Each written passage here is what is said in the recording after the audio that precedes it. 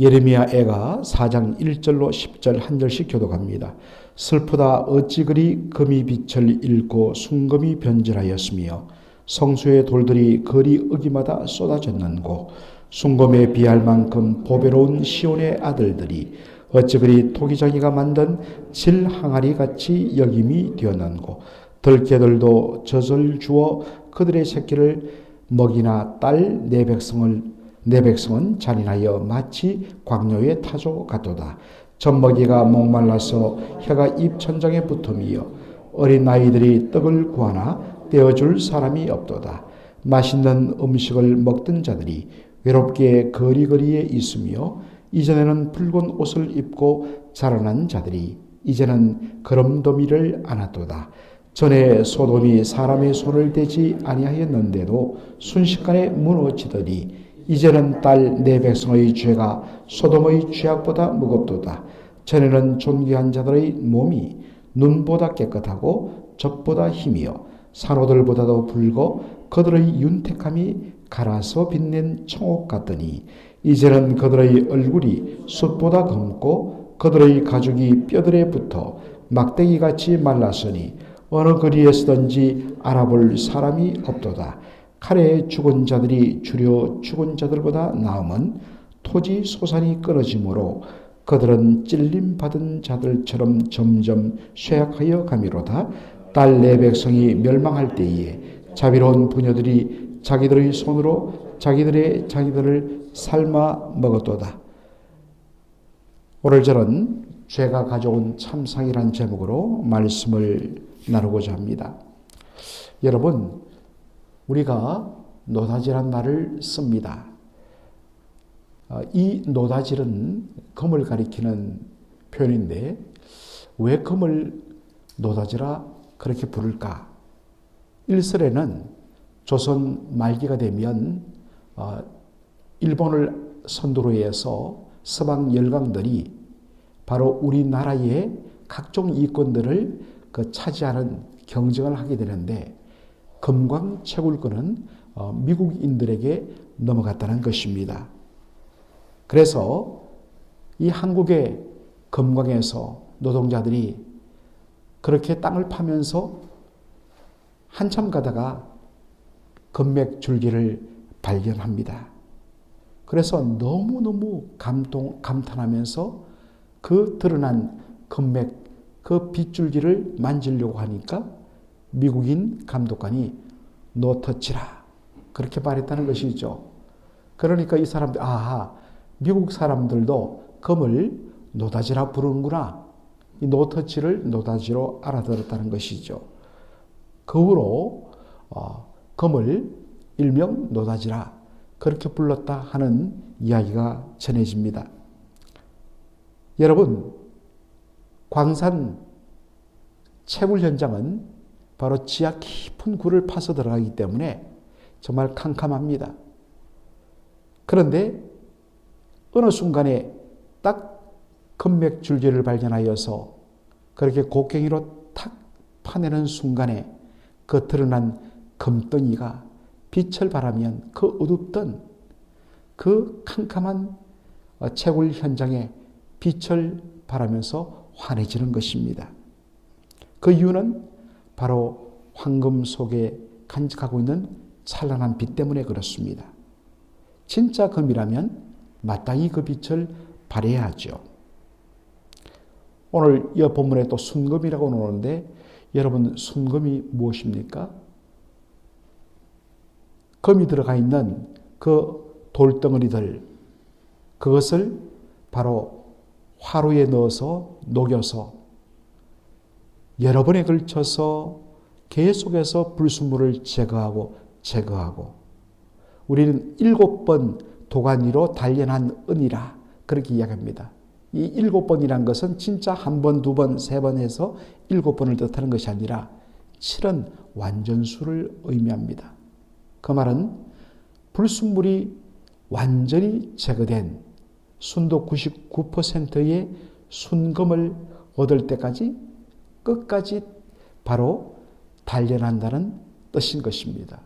그렇게 여러 차례 과정을 거쳐서 모든 불순물을 제거한, 변질될 수 있는 모든 요소들을 완전히 제거한 순도 99%, 이것을 순금이라, 혹은 옛날 우리 성경어로 표현하면 정금이라, 진짜 금이다 라고 그렇게 부르는 것입니다.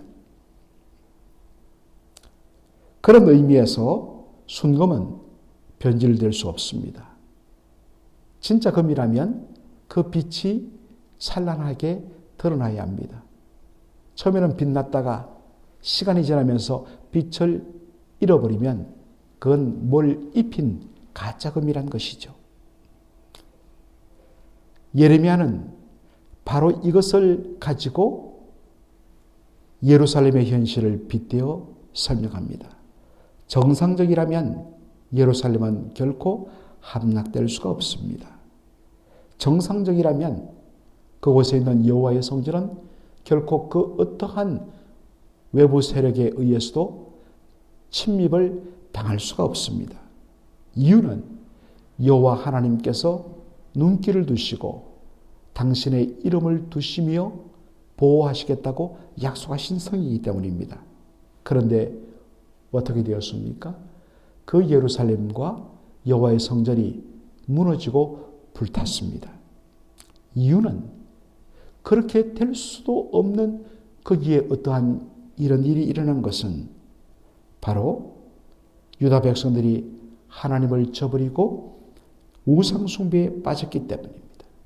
하나님에 의해 통치를 거부하고 온갖 불의로 예루살렘 전체를 그 불의로 가득 채웠기 때문입니다. 얼마나 그 죄악이 큰지 오늘 본문에 보면 어느 도시와 비교를 합니까? 어느 도시와 비교하죠? 소돔과 비교를 합니다. 소돔은 하나님의 심판에 의해서 한순간에 무너진 것을 우리가 창세기 19장을 통하여서 보게 됩니다.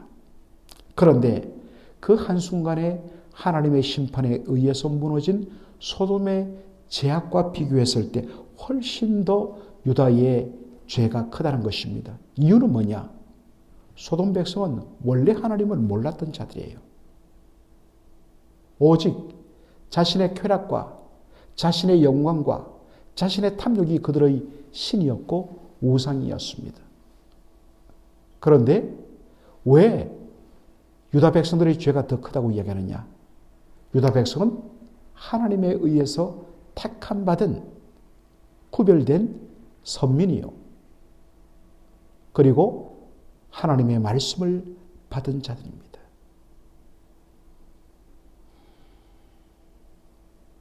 정상적이라면 하나님의 은혜를 입고 하나님의 생명의 말씀을 받았다면 인간의 연약함 때문에 어느 정도 흔들리고 어느 정도 문제가 있을 수는 있지만 이토록 무너질 수는 없다는 것입니다. 그런데 유다 백성들이 완전히 갈 때까지 가버렸습니다. 그래서 하나님께서 그들을 버리셨다 말씀합니다. 예루살렘을, 유다를 바로 빛을 발하는 건과 절대로 변질될 수 없는 순금으로 비유를 합니다. 그렇게 되어야 마땅합니다. 그런데 그 빛을 잃고 그 순도를 상실했을 때 버림받게 된 것입니다. 예수님은 교회와 성도들을 향하여서 너희는 이 세상의 빛이라고 이야기하고 있습니다. 바로 그 말씀 때문에 요한계시록 1장에 보면 교회를, 그 소아시아의 7교회를 향하여 촛대로 비유를 합니다. 왜 촛대일까요? 그것은 다름 아니라 교회의 사명이, 성도의 사명이 이 어둡고 답답한 세상 속에서 빛을 발하도록 부름받았기 때문입니다. 그런데 빛을 발해야 할 교회와 성도가 빛을 잃고 어둠에 잠기면 어떻게 되겠습니까? 요한계시록 2장에 보면 하나님께서 그 촛대를 옮기시겠다고 말씀을 합니다. 참 이것이 무서운 말씀입니다.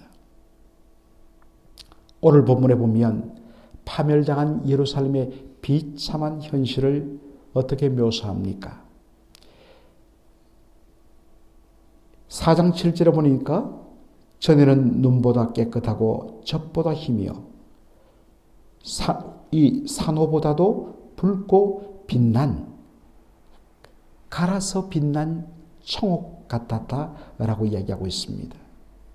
깨끗하고 하얗고 붉고 빛난 정말 그것에 걸맞는 모든 대표적인 그런 물질들 요소들을 통하여서 그렇게 묘사합니다. 아주 총천연색으로 그렇게 아름답게 묘사하죠. 그런데 지금은 얼굴이 숯보다 검고 가죽이 뼈들에 붙어 막대기같이 되었다라고 이야기하고 있습니다. 여러분 병들고 못 먹어서 정말 막대기같이 뼈에 살가죽이 붙어 있으면서 얼굴은 완전히 시커멓게 변질된 그런 사람의 몰골을 한번 떠올려 보십시오. 사람의 모습이 아니지요. 너무나 뒤바뀐 모습들. 그 옛날에 하얗고 빛나고 붉고 정말로 너무나 아름답던 그 모습을 했던 예루살렘이 어떻게 이렇게 다 죽어가는 정말 시체처럼 변질되었는가. 그것을 본 사람들이 다 놀라 정말로 그 충격을 받는 그 장면이 여러분 그리지 않습니까? 더욱더 이 예루살렘의 비참함을 오늘 이 본문이 너무나 극명하게 잘 드러내주는 내용은 무엇입니까? 마치 광야의 타조 같다라는 것입니다. 여러분, 광야의 타조는 자기가 낳은 알들, 보통 새들은 자기가 낳은 그 알을 품으며 지키며 보호하는 그 어미의 독특한 모성적 본능이 있습니다. 그런데 타조는 알을 낳으면 정말 그 광야에 방치해버립니다. 먹히든지 말든지 걷어차이든지 말든지 상관하지 않습니다. 그냥 버려둡니다. 욥기 39장 16절에도 보면 마치 자기 새끼가 아닌 것처럼 모질게 대한다. 이게 타조의 모습이란 거죠.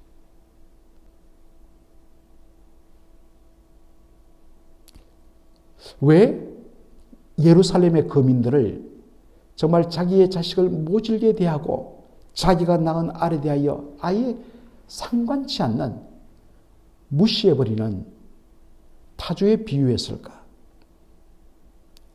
그것은 바로 예루살렘 성의 굶주림이 너무 극에 달했다는 것입니다. 실질적으로 바빌론 왕 느부갓네살의 군대가 약 18개월 동안 예루살렘 성을 완전히 에워싸고 그냥 에워싼 것이 아니라 흙으로 예루살렘 성을 완전히 토성으로 뺑 둘러쌌습니다. 이른바 개미 새끼 한 마리도 들어가거나 나오지 못하도록 완전히 봉쇄 작전을 펼친 것입니다. 18개월 동안. 그러니까 성 안에 마지막에는 먹을 것이 완전히 떨어지니까 배고픔, 이 배고픔에 눈이 뒤집히니까 어디까지 갔느냐? 자신의 자식들을 삶아서 먹는, 이게 그냥 문학적인 표현이 아니라 실질적으로 일어난 사건들을 말합니다. 이 모든 악의 근원은 예루살렘의 부패와 타락과 불순종의 열매라는 것입니다. 사랑하는 성도 여러분, 오늘 이 본문을 통하여 우리의 영혼을 점검하기를 원합니다. 하나님 보시기에 우리의 영혼은 눈보다 깨끗하며 희며 산호보다 붉고 갈아 빛난 청옥 같은 그러한 아름다움을 유지하고 있습니까?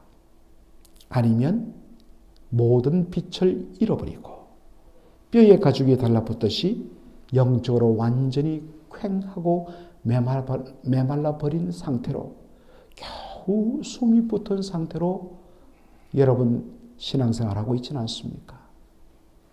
우리의 영적인 실체가 그러함에도 그것은 외면하고 그저 우리의 외적인 그러한 치장과 사람들에게 보이는 그러한 부분만 드러내고 그것으로 자신의 어떠한 것을 과시하는 그러한 모습은 아닙니까?